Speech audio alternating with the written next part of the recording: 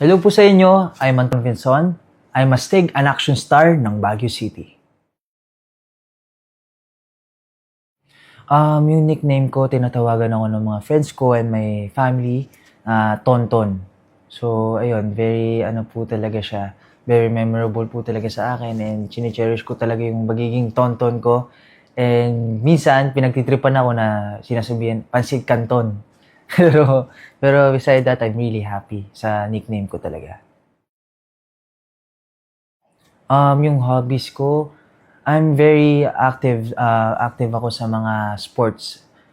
Yung mga alam ko ay basketball, soccer, um, tennis, ano pa, Muay Thai, and then I do, ito talaga, yung pinapractice ko pa yung mag-golf. So, ayun.